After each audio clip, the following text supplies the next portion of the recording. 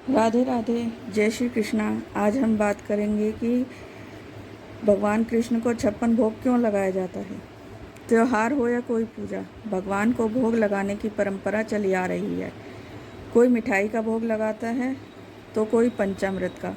कुछ लोग घी, शक्कर या फल का भी भोग लगाते हैं। जो लोग घरों में ठाकुर जी की सेवा करते हैं वे नियमित साफ सफाई से तैयार भोजन का भोग लगाते हैं। लेकिन खास मौक़ों पर लगाया जाने वाला भोग भी खास ही होता है। तब एक दो नहीं, पूरे 56 भोग अर्पित किए जाते हैं। लेकिन भगवान को 56 प्रकार के भोग ही क्यों लगाए जाते हैं? भगवान 56 प्रकार के भोग से ही प्रसन्न क्यों होते हैं? इन सभी सवालों के पीछे कुछ पौराणिक कथाएं हैं। जो कथा सबसे अधिक प्रचलित है वह है माँ यशोदा की।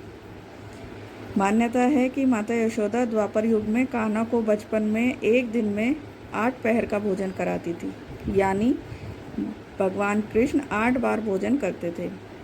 एक बार ब्रज में देवराज इंद्र को प्रसन्न करने के लिए पूजा की जा रही थी। कान्हा ने पूछा, इंद्र को खुश करने के लिए उनकी ही पूजा क्यों की जा रही है? पानी बरसाना तो मेघों का काम है। ऐसे में इंद्र की पूजा ही क्यों?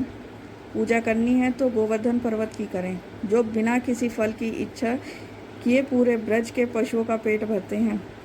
कन्हैया के समझाने पर ब्रजवासियों ने देवराज की जगह गोवर्धन की पूजा शुरू कर दी। यह देख इंद्र नाराज हो गए और ब्रज में बारिश शुरू कर दी। पूरा ब्रज जब डूबने लगा तो लोग कन्हैया के पास पहुँचे। तब कृष्ण ने कहा कि आपने जिन गोवर्धन की पूजा की है अब वही रक्षा करेंगे। यह कहकर उन्होंने गोवर्धन पर्वत को एक उंगली पर उठा लिया। ब्रजवासी उसके नीचे आ गए। भगवान 7 दिनों तक अपनी उंगली पर पर्वत उठाए रहे। इस दौरान उन्होंने कुछ भी नहीं खाया पिया। इंद्र का अहंकार टूटा और 8वें दिन उन्होंने बरसात रोक दी। दिन में 8 बार भोजन करने वाले श्री कृष्ण लगातार 7 दिन बिना अन्न जल के रहे। बारिश रुकने के बाद माता यशोदा और ब्रजवासियों ने 7 दिन और 8 पहर के हिसाब से 56 प्रकार के व्यंजन श्री कृष्ण के लिए बनाए। ऐसा कहा जाता है कि भगवान को 56 भोग लगाने की परंपरा यहीं से शुरू हुई। मान्यताओं के अनुसार एक और कथा है 56 भोग की परंपरा से जुड़ी बताई जाती है। कहा जाता है कि श्री कृष्ण और राधा एक दिव्य कमल पर विराजित हैं। उनकी 3 परतों में 56 पंखुड़ियाँ होती है। हर पंखुड़ी पर एक सखी और बीच में भगवान का वास होता है, इसलिए 56 भोग लगाया जाता है। वहीं कुछ लोग यह भी कहते हैं कि गोपियों ने पूरे महीने ब्रह्म मुहूर्त में यमुना जी का स्नान किया और माँ कात्यायनी से श्री कृष्ण को वर के रूप में पाने की मन्नत मांगी। उद्यापन में माँ कात्यायनी को 56 प्रकार के व्यंजन अर्पित किए गए। इसी के बाद से 56 भोग लगाने की प्रथा शुरू हुई।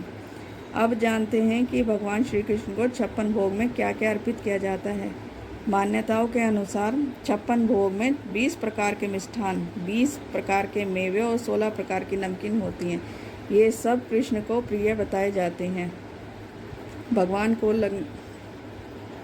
और इन्हीं का भोग भगवान को लगाया जाता है। हालांकि कहा जाता है कि प्रभु भाव के भूखे होते हैं।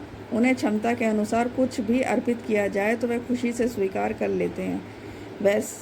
वैसे सिर्फ खास मौक़ों पर ही 56 भोग नहीं बनते। नियमित पूजन में भी श्री कृष्ण को 56 भोग लगाने का विधान है। मंदिरों में भगवान कृष्ण की सेवा दिन में 8 बार की जाती है। इसे अष्टयाम सेवा कहते हैं। कन्हैया को माँ यशोदा दिन में 8 प्रहार भोजन कराती थी। उसी तरह कृष्ण पूजा में अष्टयाम सेवा का विधान बना है। दिन के 24 घंटे में 8 पहर होते हैं।